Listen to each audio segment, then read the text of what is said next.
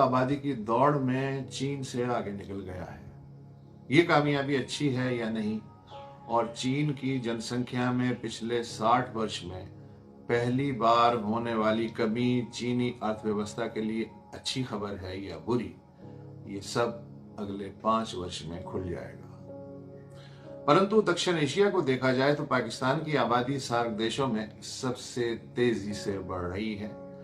बांग्लादेश अपनी आबादी बढ़ने की रफ्तार को जिस तरह कंट्रोल करके 2.25% से 1.08 तक ले आया है, और भारत ने जिस तरह जनसंख्या को 0.68 यानी 1% से भी कम पे सीमित करने में कामयाबी हासिल कर ली है, इसका फायदा दोनों देशों की अर्थव्यवस्था में भी झलक रहा है। मगर हमारे यहाँ ऐसा कोई झंझट नहीं। जनसंख्या बढ़े तो ऊपर वाले की मर्जी, इसके बोझ तले अर्थव्यवस्था कुचली जाए तो भी ऊपर वाले की मर्जी। पिछले 70 वर्ष से जिस सरकार ने भी परिवार नियोजन की पॉलिसी लागू करने की कोशिश की, उसने तकरीबन मुंह की खाई। भारत ने परिवार नियोजन का प्रोग्राम वर्ल्ड बैंक की मदद से 1952 में शुरू किया, और इसका नतीजा ये निकला कि 6 बच्चों वाला कुनबा घटते घटते अब 2 से 3 बच्चों की औसत पे आ गया है। हमारे जान से प्यारे मित्र चाइना ने भी लगभग 6 दशक तक हर नए परिवार को एक बच्चा पैदा करने की इजाजत दी, जिसका फायदा आज सारी दुनिया को नजर आ रहा है। अब कहीं जाके चीनी जोड़ों को 2 बच्चे पैदा करने की इजाजत मिली है। जनरल अयूब खान की सरकार ने भी पाकिस्तान में 1962 में जनसंख्या कंट्रोल करने के लिए भारत की तरह वर्ल्ड बैंक और अमेरिका की मदद से फैमिली प्लानिंग का प्रोग्राम धूम धड़के से शुरू किया था, जो अगले 10 वर्ष तक तो चलता रहा, पर जैसे ही पैसे बंद हुए योजना भी बैठ गई। मुझे याद है कि जगह जगह फैमिली प्लानिंग क्लिनिक्स खोले गए थे, मगर धार्मिक लॉबी ने इस स्कीम को सफल करने में सरकार का साथ नहीं दिया। फैमिली प्लानिंग वर्कर्स घर घर जाके मुफ्त कॉन्डोम बांटते रहे, लेकिन जब ये कॉन्डोम गुब्बारों की शक्ल में गलियों में दौड़ते बच्चों के हाथों का खेल बन गए और मुफ्त की sperm control foam tube shaving cream की जगह इस्तेमाल होने लगी, तो सरकार ने भी कान पकड़ लिए।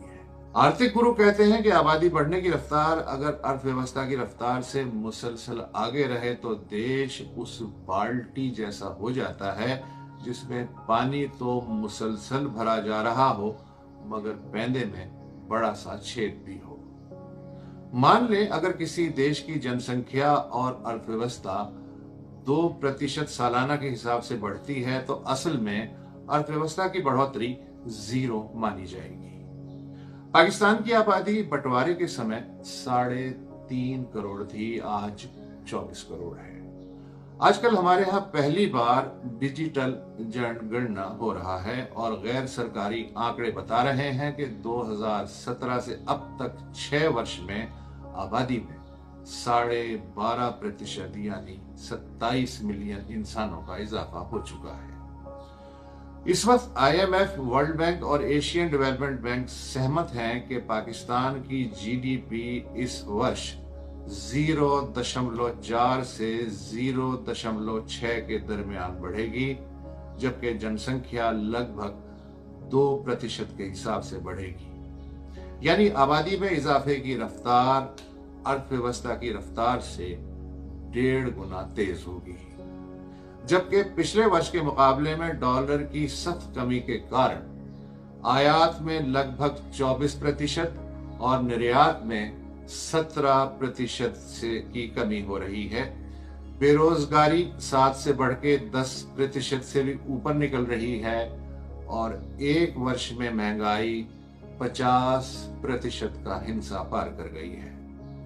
इस बार ईद के मौके पे बाजार वैसे ही भरे हुए थे, मगर शॉपिंग पिछले वर्ष के मुकाबले में आधी रह गई।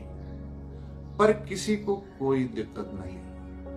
सरकार इस छवि से उतनी ही परेशान है जितने भूटान वाले पाकिस्तान के हालात से परेशान हैं। रही जनता तो उसका ध्यान आसमान की तरफ है और आसमान वाला सोच रहा है कि पहले इन लोगों की मदद करके ऐसा क्या मिल गया जो अब मिल जाएगा।